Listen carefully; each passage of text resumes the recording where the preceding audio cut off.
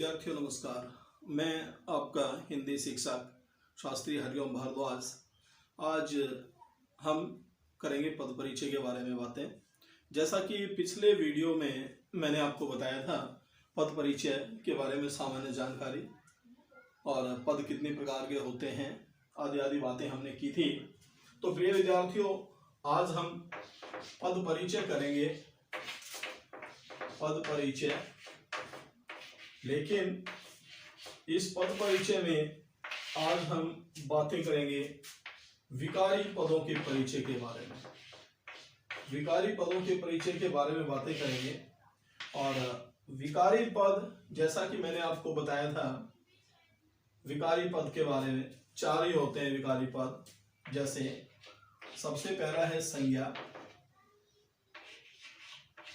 और उसके बाद दूसरा कौन सा था, सर्वनाम, और तीसरा पद हमारा विशेषण, और विशेषण के बाद हमारा चौथा विकारी पद क्रिया। ये चार विकारी हैं। इन चारों विकारी पदों के बारे में हम बात नहीं करने के बजाय इस वीडियो में केवल संज्ञा के बारे में पहले बात करते हैं। तो संज्ञा पद का परिचय देते समय सबसे पहले हमें ध्यान होनी चाहिए संज्ञा की परिभाषा क्या होती है। संज्ञा की परिभाषा, तो आप सब विद्यार्थी ये बात अच्छी तरह जानते होंगे कि किसी व्यक्ति, वस्तु, स्थान, गुण, दोष और भाव आदि के नाम को क्या कहते हैं, संज्ञा कहते हैं। ठीक है। तो सबसे पहले पद का परिचय देते समय हमें पता होना चाहिए जिस पद का परिचय हम दे रहे हैं उसके बारे में जानकारी होनी चाहिए। जैसे हम संज्ञा पदों का परिचय दे रहे हैं तो इसके भेद हमें पता होने चाहिए विद्यार्थियों।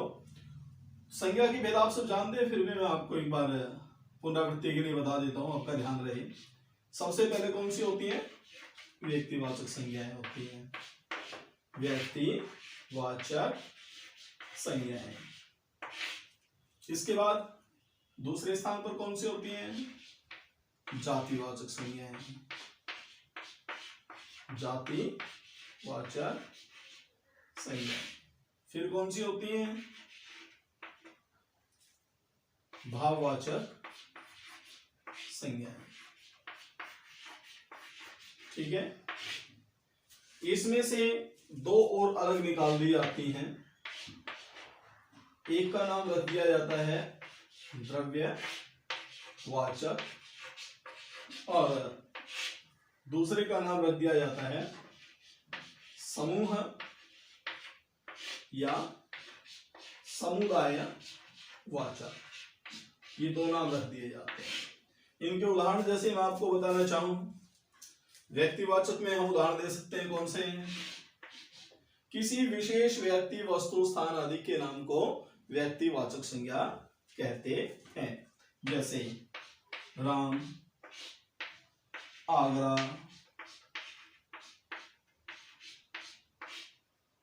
रामायण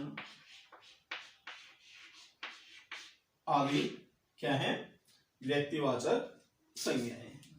अब जातिवाचक में जो किसी पूरी जाति का बोध कराए उसे जातिवाचक संज्ञा कहते हैं। जैसे जातिवाचक के उदाहरण लेंगे हम, जैसे बच्चा, है ना, लोग, ये सब क्या है, जातियां हैं। अब द्रव्यवाचक, द्रव्यवाचक में क्या होगा, द्रव्य, जैसे क्या होगा, तेल, घी, सोना, चांदी आदि किसमें आएंगे, द्रव्यवाचक में आएंगे। अब रह गया समूह या समुदायवाचक। तो विद्यार्थियों समूह या समुदाय वाचक जैसा नाम से ही आपको पता चल रहा है, समूह या समुदाय वाचक कौन से होंगे, जैसे सेना, सभा, है ना, दल, है ना, टुकड़ी, दरबार, ये सब क्या होंगी, समूह या समुदायवाचक संज्ञाएं होंगी। और अब रहेगी भाववाचक संज्ञाएं, है ना, जैसे बुराई, है ना, अच्छाई, है ना, बुराई, अच्छाई, भाववाचक संज्ञाएं। तो ये संज्ञा का एक संक्षिप्त सा परिचय मैंने आपको दिया वेदों के अनुसार, जो आपको पता होना चाहिए।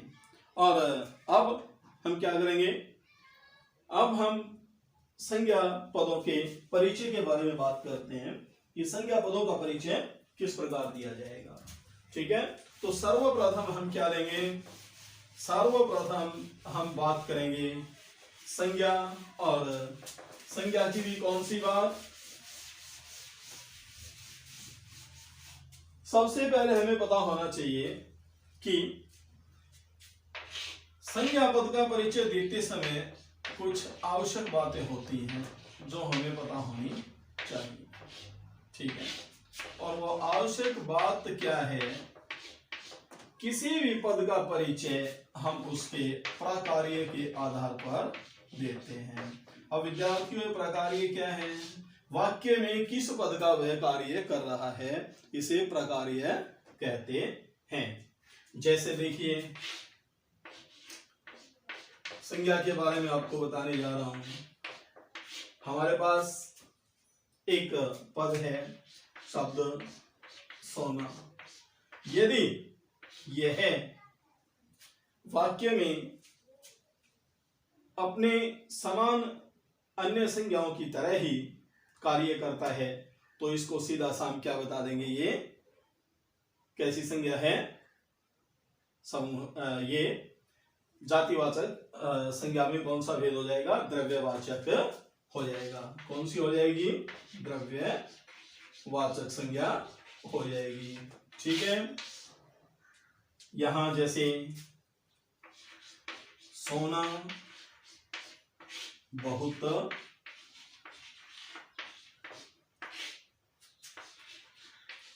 महंगा है, यहां सोना क्या है, ये द्रव्यवाचक संज्ञा है ना। अब आगे देखिए, सोना द्रव्यवाचक संज्ञा है। यहां आगे देखिए, इसका प्रकार्य मैं बदलने जा रहा हूं, आप समझने की कोशिश करना।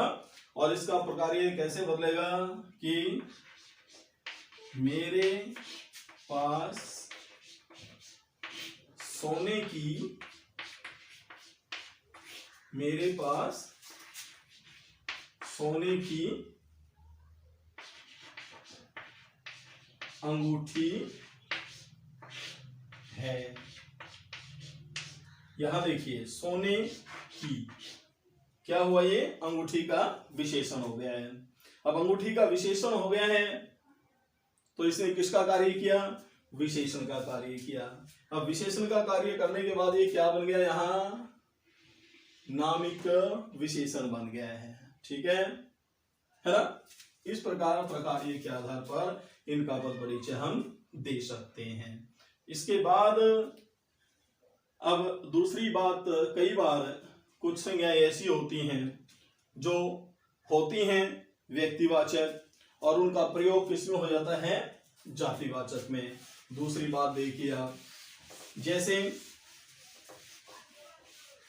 ये आपने पढ़ा होगा, व्यक्तिवाचक जो संज्ञाएं जातिवाचक में हो जाती हैं, है ना। और कई बार जातिवाचक संज्ञाएं किसमें हो जाती हैं, व्यक्तिवाचक में हो जाती हैं। अब व्यक्तिवाचक आपको बताता हूं मैं, सूरदास जी, सूरदास, सूरदास हिंदी साहित्य के एक कवि हुए हैं, भक्त कवि, सब उनको जानते हैं, है ना। यदि ऐसे हो जाए सूरदास एक श्रेष्ठ कवि थे, तो यहां क्या होगा, सूरदास कैसी संज्ञा है बच्चों, सूरदास व्यक्तिवाचक संज्ञा है, ठीक है। लेकिन यदि यही वाक्य, यही पद इस तरह से बदल दिया जाए, है ना, उस बेचारे सूरदास को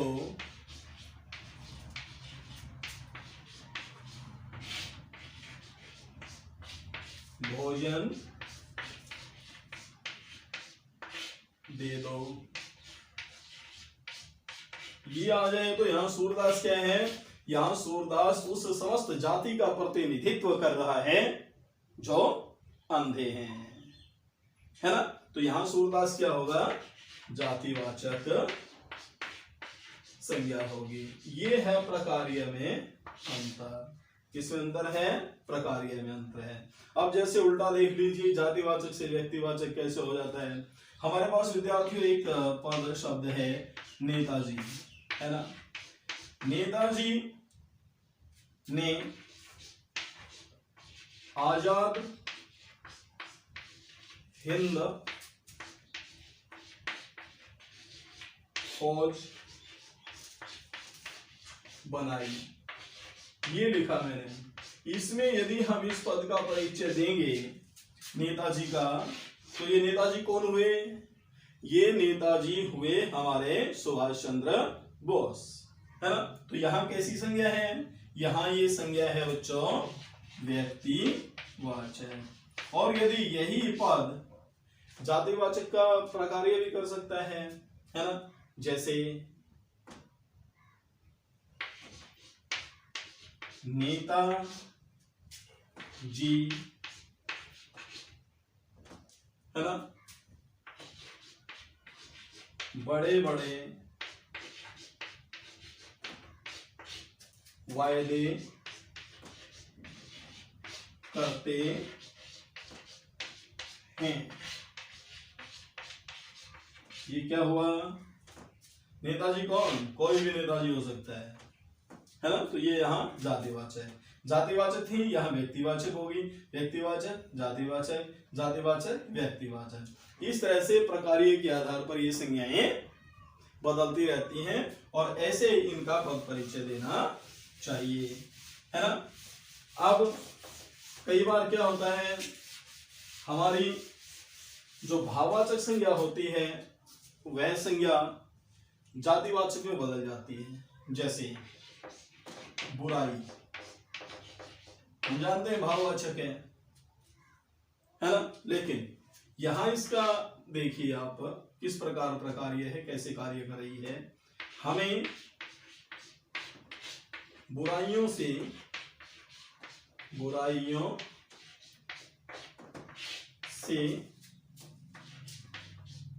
दूर रहना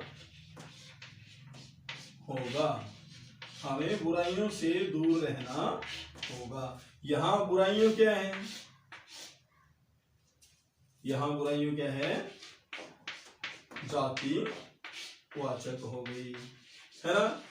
और आपको मैं बता दूं कि भाववाचक संज्ञा का प्रयोग जब बहुवचन में हो जाता है विद्यार्थियों, तो वह क्या बन जाती है, कौन सी संज्ञा बन जाती है, जातिवाचक संज्ञा बन जाती है, ठीक है। तो ऐसी कई बातें हैं जिन्हें आपको जानना होगा संज्ञा का पद परिचय देने से पहले। प्रकार्य के बारे में पता करना होगा, संज्ञा या मैं कहूं किसी भी पद का परिचय देने से पहले ये बातें आपको जाननी होंगी। हाँ, अब हम आते हैं संज्ञा के पद परिचय पर। तो संज्ञा का पद परिचय देते समय कुछ आवश्यक जो पक्ष हैं, आवश्यक पक्ष कौन कौन से होते हैं, उनके बारे में हमें जानकारी देनी होती है, ठीक है। जैसे संज्ञा का पद परिचय देते समय हम क्या क्या बताएंगे?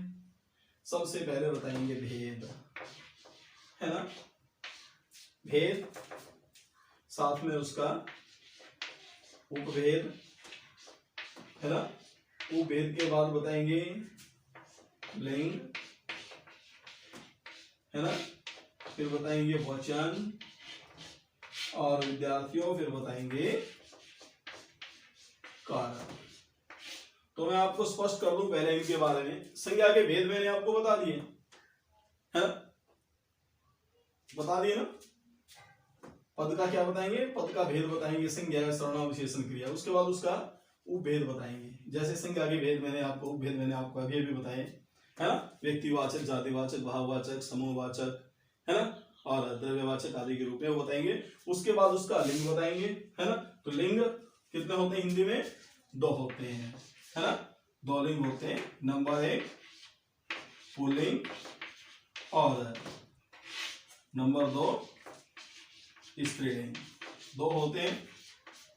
तो ये निर्धारण कर लेंगे आप किसके आधार पर? क्रिया के आधार पर आपको पता लग जाएगा। बहुत से शब्दों को आप वैसे ही जानते हैं, पुल्लिंग है, स्त्रीलिंग है ना। और इसके बाद क्या होता है?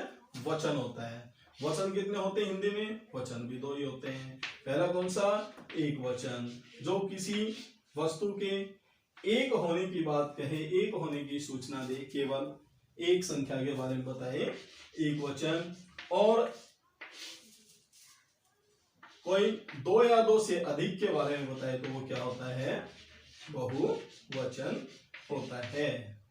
ठीक है। अब कारक की बात आती है। कारक की बात ध्यान से देखने वाली है विद्यार्थियों, क्योंकि बच्चे यहाँ समझ नहीं पाते हैं। इसलिए नहीं समझ पाते हैं क्योंकि वे कारक के जो चिन्ह हैं उनके बारे में, उनके जो भेद हैं उनके बारे में जान नहीं पाते हैं। ठीक है, तो मैं आपको एक बार फिर से बता देता हूं। कारक के भेद कितने हैं? 8 भेद हैं। कितने हैं? 8। सबसे पहले कौन सा है? कर्ता, है ना। उसके बाद कौन सा है? कर्म। उसके बाद कौन सा है? करण। उसके बाद कौन सा है? संप्रदान, है ना। संप्रदान के बाद कौन सा है? अपादान। और अपादान के बाद कौन सा है? संबंध। छठा कौन सा है? संबंध कारक है। और 7वां कौन सा है? अधिकरण कारक है ना।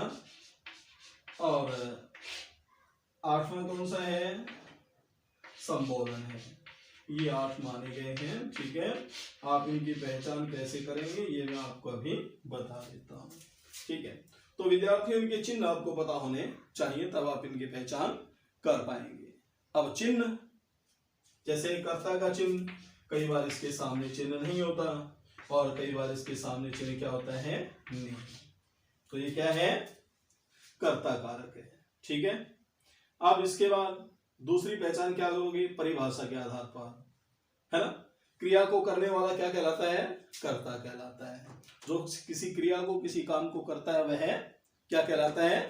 कर्ता कहलाता है। ठीक है, अब है कर्म, है ना। कर्म का चिन्ह क्या होता है? को, है ना। कर्ता जो कार्य करता है, उस क्रिया के व्यापार का फल जिस पर पड़ता है वो क्या कहलाता है? कर्म कहलाता है। उसके बाद करण। करण का चिन्ह होता है से, है ना, द्वारा, है ना, के द्वारा, ये इसके साथ लगा दिए जाते हैं। ठीक है, इसके बाद परिभाषा यदि हम देखेंगे कर्ण की, तो जिस साधन के द्वारा कर्ता क्रिया करता है, जिस साधन के द्वारा कर्ता क्रिया करता है उसे क्या कहते हैं? कर्ण कहते हैं। फिर है संप्रदान। संप्रदान क्या होता है? जिसके लिए कर्ता क्रिया करता है, इसका चिन्ह के लिए भी होता है और इसका चिन्ह यदि गौण कर्म हो तो क्या मिल जाता है? को चिन्ह भी मिल जाता है। अब अपादान की बात करते हैं। अपादान ये अलग होने का भाव होता है। चिन्ह आपको मिलेगा से, लेकिन ये से किस अर्थ में होगा? अलग होने के अर्थ में होगा। यहां तक। इसके बाद हम लेते हैं संबंध, अधिकरण और संबोधन कारक के बारे में। ठीक है, तो संबंध कारक के चिन्ह क्या होते हैं? संबंध कारक के चिन्ह होते हैं का, के और की, ये चिन्ह होते हैं। लेकिन एक बात ध्यान रखना विद्यार्थियों, है ना, हमारे हरियाणा में ना कुछ ऐसी बातें हो जाती हैं, यदि हम शब्दों का प्रयोग ढंग से नहीं करते तो अर्थ अलग निकल आते हैं। जैसे आपको अभी बताऊंगा, यदि आपने ऐसे लिख दिया काके की, है ना, तो ये क्या हो जाएगा? काके की, काके की यानी चाचा की, है ना। तो ऐसा नहीं होता है, ये अलग अलग लिख दिया, का के की, काके की होगा। ठीक है, और सर्वनाम शब्दों के साथ यदि इसकी बात की जाए तो कौन से लगते हैं? रा, रे और री, ये लग जाते हैं। ठीक है, अब संबंध के बाद कौन सा कारक था हमारा? अधिकरण है ना। तो अधिकरण कारक के बारे में, अधिकरण कारक के बारे में क्या है चिन्ह? में, पर, ऊपर आदि इसके चिन्ह होते हैं, है ना। आधार ही अधिकरण होता है ना। आधार ही, क्रिया का आधार ही क्या है? अधिकरण है। अधिकरण के बाद क्या है जी? संबोधन। संबोधन से आप भले भांति परिचित हैं। संबोधन, किसी को बुलाना, आह्वान करना, संबोधन। संबोधन का चिन्ह क्या होता है? ये वाला, है ना। और शब्द कौन से होते हैं? अरे, है ना, ओ, है ना, आदि इसके। हे चिन्ह भी होता है, हे, ये इसके चिन्ह होते हैं। ठीक है, तो ये मैंने आपको बताया। अब हम चलते हैं अपने पद परिचय की ओर आगे बढ़ते हैं। और आगे बढ़ने से पहले हम क्या करेंगे? जो आवश्यक पक्ष हैं उन पक्षों को ध्यान में रखेंगे, है ना। पद का भेद बताएंगे, उपभेद बताएंगे, लिंग, वचन और कारक इसका हम बताएंगे, है ना। हाँ, तो अब आप देखिए, मैं संज्ञा के पद परिचय की ओर बढ़ रहा हूं। यहां मैं लिख रहा हूं आपके लिए एक वाक्य, और उसमें एक शब्द रेखांकित होगा जिसका हमें पद परिचय देना होगा। जैसे राम अच्छा छात्र है। राम अच्छा छात्र है, यहां ये रेखांकित राम पद। तो इसका परिचय विद्यार्थियों मैं आपको बता दूं कि ये पद परिचय देते समय क्या होता है, परीक्षा में पूछा जाता है एक वाक्य, उस वाक्य में रेखांकित पद मिलते हैं और उन पदों का आपको परिचय देना पड़ता है। ठीक है, तो यहां जैसे मैंने लिखा ये वाक्य, इस वाक्य में इस पद को मैंने किया रेखांकित, है ना। और रेखांकित करने के बाद आप इसका उत्तर लिखेंगे, पद परिचय देंगे। तो ये पद परिचय दो तरह से आप दे सकते हैं। एक तो आप बिल्कुल सीधी लाइन में वो सब बातें दे सकते हैं, दूसरा एक तरीका मैं आपको बताऊंगा, आप उस तरीके में भी वे बातें लिख सकते हैं। तो जैसा आपको अच्छा लगे उस तरीके को आप अपना सकते हैं। ठीक है, तो देखिए सीधा सीधा यदि हम लिखेंगे तो क्या होगा? यहां लिखेंगे हम पद राम। ठीक है जी, परिचय क्या होगा? क्या है ये? संज्ञा। भेद कौन सा है? उपभेद कौन सा है? व्यक्तिवाचक। तो सबसे पहले हम लिखेंगे व्यक्तिवाचक संज्ञा, है ना। और इसके बाद क्या लिखेंगे? लिंग। राम अच्छा छात्र है, लिंग क्या हो जाएगा? पुल्लिंग। क्या हो जाएगा?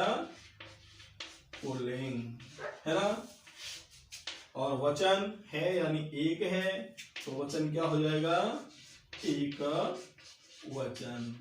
इसके बाद लिखेंगे कारक, है ना। कौन है अच्छा छात्र? राम, है ना। तो क्या हुआ? कर्ता कारक। इसको हम व्याकरणिक कर्ता भी कह सकते हैं। कर्ता कारक यानी व्याकरणिक कर्ता भी हम इसको कह सकते हैं। यदि बताना चाहेंगे क्रिया के साथ संबंध क्या है, तो हम बता सकते हैं कि इस क्रिया को करने वाला है व्याकरणिक कर्ता है। तो इस प्रकार परिचय भी हम दे सकते हैं। एक दूसरा तरीका मैंने आपको बताऊं, उस तरीके से भी आप लिख सकते हैं। देखिए यहां हम बना लेते हैं ऐसे, है ना। सबसे पहले बनाएंगे पद, है ना जी।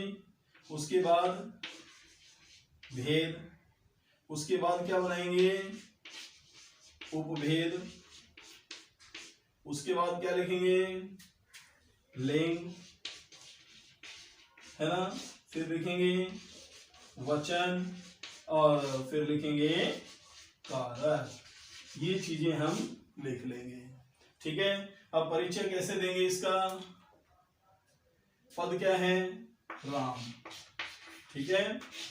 और भेद क्या है, संज्ञा, है ना। और उपभेद क्या है, व्यक्तिवाचक, क्या है, व्यक्तिवाचक, है ना। और लिंग, पुल्लिंग, है ना, लिंग पुल्लिंग। और वचन एक वचन, है ना। और कारक क्या हुआ, कर्ता। इस तरह से भी आप परिचय दे सकते हैं, ठीक है। दोनों तरह से आप परिचय दे सकते हैं।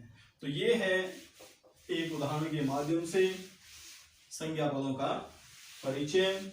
और इसी के साथ इस वीडियो को विराम देते हैं और अगले वीडियो में मिलेंगे फिर एक नए विकारी शब्द के साथ। और वो नया विकारी शब्द पद क्या होगा, सर्वनाम। आज के लिए इतना ही। जय हिंद। आप मनोरमा हिंदी सेवा चैनल को लाइक और सब्सक्राइब जरूर करें। जय हिंद। मिलते हैं अगले वीडियो में।